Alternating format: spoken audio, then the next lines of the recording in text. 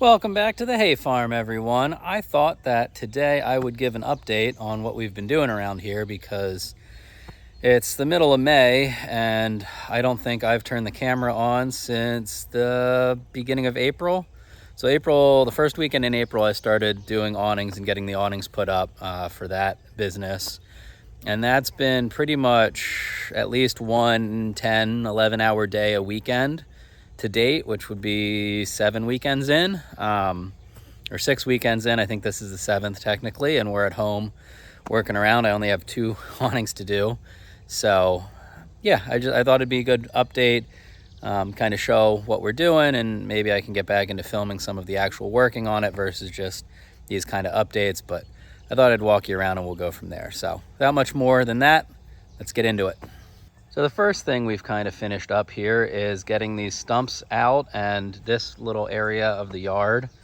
I have 3 more of these trees that I want to take down at some point, so I'm gonna wait to run a stump grinder and really finish all this up until I can get those down. But overall, not bad. Pretty happy with how it's turning out so far. I want to take this split one down and this big one down for sure, and probably the one in the yard here that you can't really see, just to try and get a little more morning light on the house and the yard and open everything up, from the house to the field. We bought 35 acres, and the house was pretty secluded due to these pines, and I want to be able to look at it all. So that's what we're doing. They're also pretty up there in age, 60-ish years, I think, and starting to look at, and so they're due to come down just because they're, I think, hitting the end of their useful life here. So one of the other things we've done is cleaned out this drainage trench that comes off the field. We'll talk about that in a minute. But we cleaned off this drainage trench. We were getting a lot of water runoff that comes off the field and then came right through this area and sat in the yard and made the yard swampy. So cleaned that up, put some drainage pipes under here, filled it with stone for access to the field. And then I still have cleanup on that end. But I want to put more pipes in and then backfill with dirt so we can walk over it, grass over it, the whole deal, because I'm not getting a lot of runoff that's coming into the yard, but the whole trench needs to drain through it. The next thing on the list we've been working on is the chicken coop, because I'd really like to get them out of the basement. So we have 2 16-foot by 16-foot pens to separate the egg-laying birds from the silkies and the smaller bantam breeds, or whatever you call them. They also were putting that roof up for them. They, I guess, because of their soft feathers versus like regular bird feathers, can't really get wet or snowy or be outside and stuff, or need more shade or something. So putting that up, I will probably have to do some sort of vertical like framing or edging to just get it to block a little bit more, especially in like the cooler months. I'm thinking maybe hang some old awnings or something, or tarps, but we'll see what we get at that point. But the process of doing this was, took a backhoe, and actually you can see the attachment over there, but took a backhoe, dug a trench about between 12 and 16 inches deep to bury the wire, just to kind of curb against any fox or anything else that wants to get into the pen by digging, raccoons, groundhogs, whatever.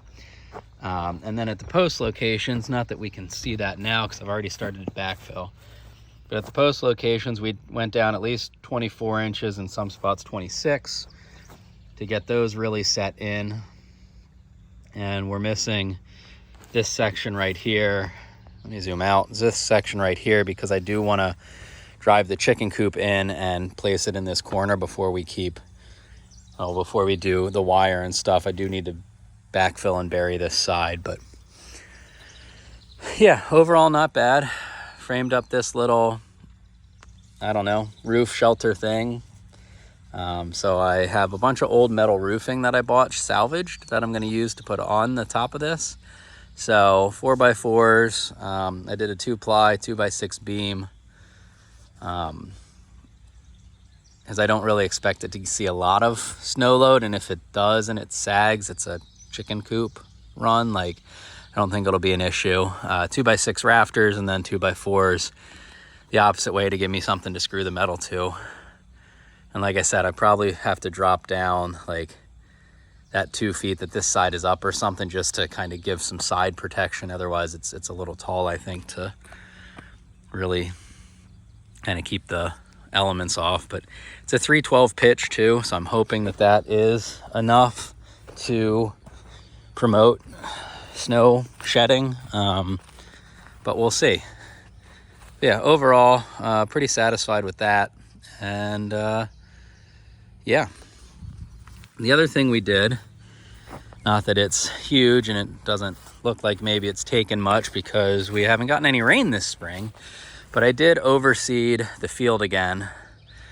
So I got one mow in, overseeded it before like a long weekend that we were gonna get rain on.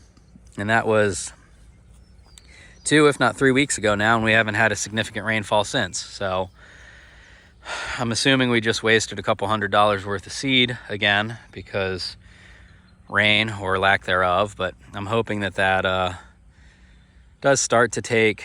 I'm torn on mowing it again since we don't have enough water, or if we are gonna have to just wait and let it almost all go to seed that popped up before I mow. So I don't know, it's a weird situation to be in, because I don't know the best thing to do.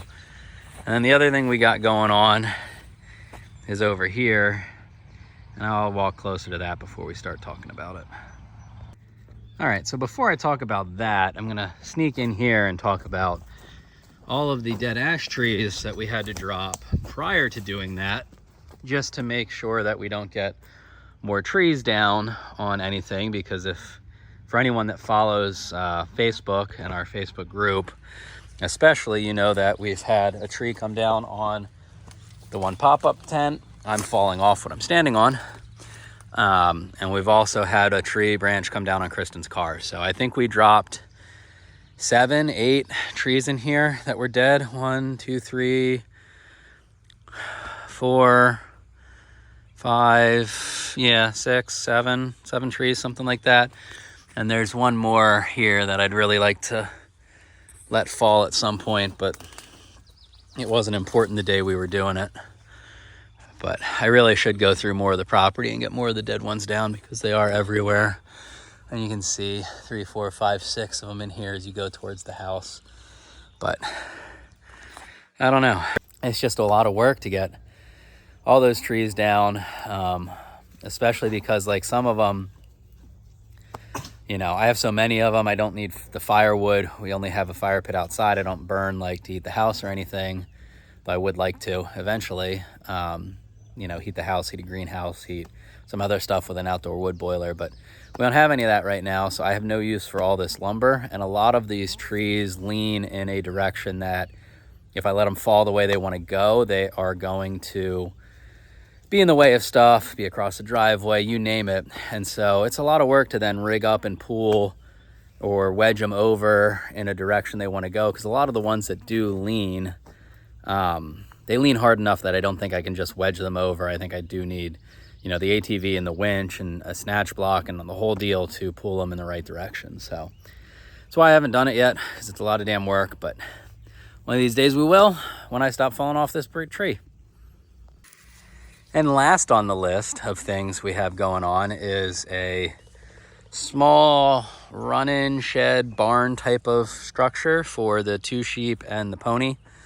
We need to get them home, and so this is my solution. It's got a 4-foot by 8-foot tack room with a door here. That way we can, I call it a tack room, but it's, you know, feed and some other knickknacks that they need. Do plan on putting a window in this stud bay, and we built the whole thing on pressure treated 4x4s, so in theory at some point I can move it around. Put a floor in here. Obviously where the animals go will be an open bottom. But yeah, 6 foot access, which is should be more than big enough, and that still leaves 4 feet on either side of that to kind of tuck in the corners away from the wind if they need to. I also plan to do pretty large overhangs off the front and the back to give it more protection. Words that are escaping me. The reason I framed it this way, and I did mess up my framing a little bit. I drew everything out and accounted for all my lumber at 24 inches on center, and then I got carried away and did 16s. But I framed like traditional walls because my plan is to do lap siding. One of Kristen's friends, the couple that has the sheep at their farm, has a sawmill, and I plan on getting all of those pine logs sawn up into about 7/8 inch thick siding, and I'll do lap siding on the whole thing. So instead of doing like more of a post and beam, pole barn type of build and structure, since I'm doing lap siding, I built traditional walls, and that way I have nail off points for that siding every 16 inches, even though I wanted to do 24. I will do the roof rafters at 24, just because we plan on getting new metal roofing. I don't have enough roofing to do this too in the lengths I want, so that'll be nice and slick, and it'll also be, I think I'm at least a 412 pitch, if not a little taller with what I have planned, so we'll definitely slip all the snow off and not really have snow load. But that roof structure will be built kind of the same as the one on the chicken coop over there, and that's standing up your rafters and then having to lay 2-bys across it to give yourself a grid pattern to screw the metal roofing to. But overall, going really well. The walls are plumb enough for this type of work. The only thing that I guess is maybe a little bit is the unlevelness of it. But I'm building it in the field, and the way we chose to build it, it is what it is. But you can see it. I think the camera picks it up there, that it is going up slope, but I don't think it'll be bad. We do also plan to put in a small paddock. I think that's what Kristen has this yellow tape measure laying out for, but a small paddock to be able to lock them in. And then I think we'll do some electric net fencing to be able to then rotationally graze them around. That way in the winter, or if it's muddy, or if we need to lock them in for a vet or something, we have a small paddock pen type area that they can just be stuck in, and not have to be running the electric net fencing, and have this huge area to catch them. So that's about it for over here. And with that, I'm going to wrap up this video because I feel like I've been talking for probably close to 10 minutes now, and I don't know if anyone wants to listen to me for that long, but I hope you guys enjoyed the updates and everything we have going on. If you did, please give me a like, a thumbs up, and consider subscribing. And until next time, have a great day.